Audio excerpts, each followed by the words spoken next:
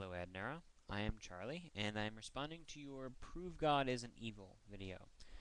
This is take 3, by the way. I've been trying to record. I just haven't been able to get the right arguments down, mainly because it's 3:30 in the morning. So I apologize for any inconsistency in what I'm saying. I assure you it's not of the inconsistency of the argument, it's just the fact that I am tired.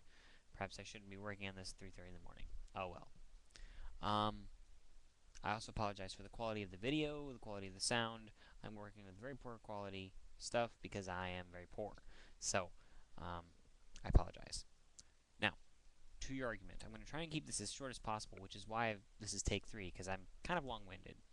I'm going to try and keep this as short as possible and answer all your questions. But to answer your questions, I have to pose questions.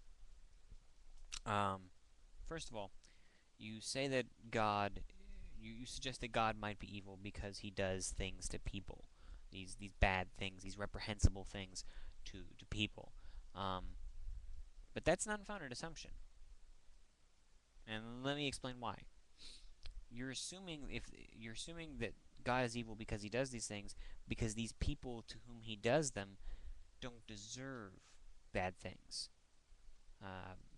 And by assuming that, you're assuming that man is basically good, innocent, or neutral.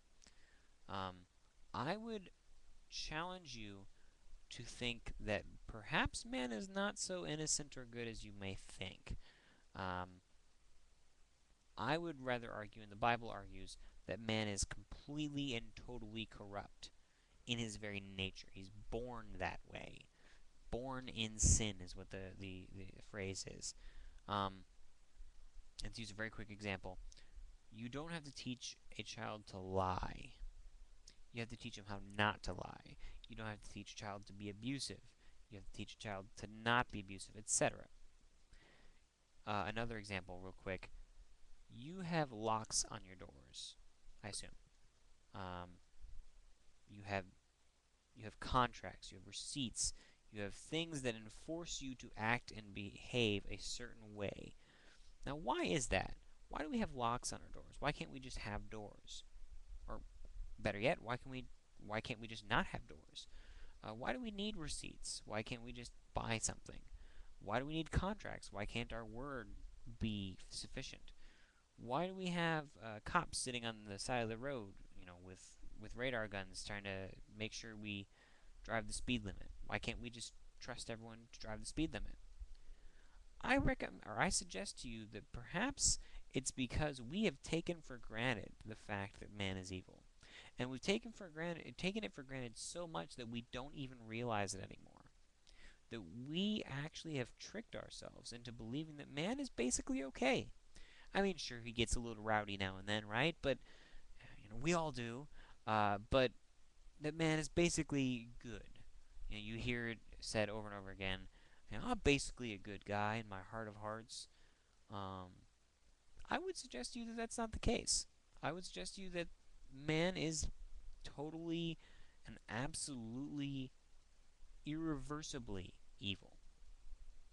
And Hitler, as you mentioned, is completely a good example of that, how man is totally corrupt. Now, that being the case, the question shouldn't be, a lot of people ask, why does God allow bad things to happen to people? Where is God in 9/11 or Katrina or the tsunamis or whatever? The question shouldn't be why does God allow bad things to happen to people? But if man is really truly evil, the question should be why does God allow good things to happen to people? Or even better yet, why does God allow anything to happen to people? Why did he not just get rid of us and be done with it? He could have. It was well within his rights. He created us after all. His rights to do with his creation however he pleases. No one can question that. Well, we can, but logically you can't question that. Philosophically you can't question that. The creator has a right over his creation to do with as he pleases. Now, all of this sounds like I'm actually condemning myself and giving you the victory here. But I think that we need to really look at first assumptions, because you're making a lot of assumptions in your argument. And so I'm willing to risk giving you points now in favor of, you know, actually advancing this. This isn't about giving points or winning an argument. This is about really seeking the truth and seeking to edify one another in truth.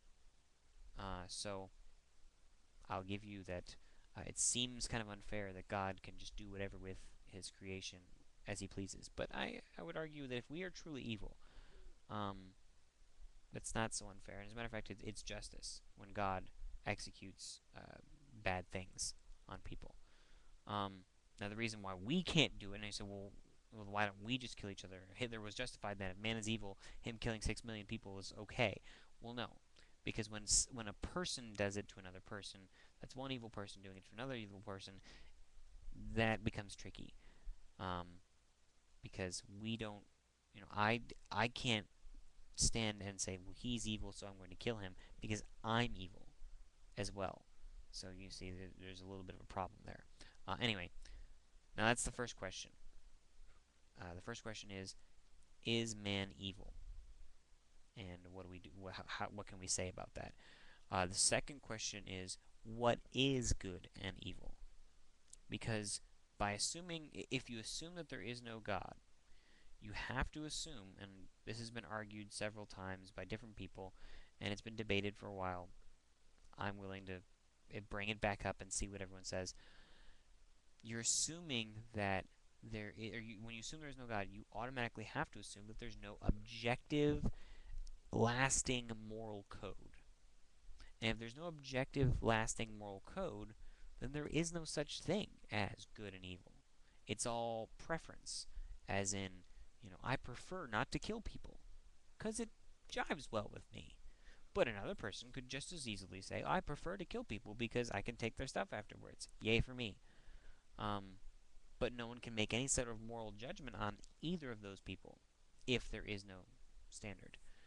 So the problem is you're saying that your stance is that of I don't believe that there's a religion anyway, which if you don't believe in religion, you really can't believe in a God.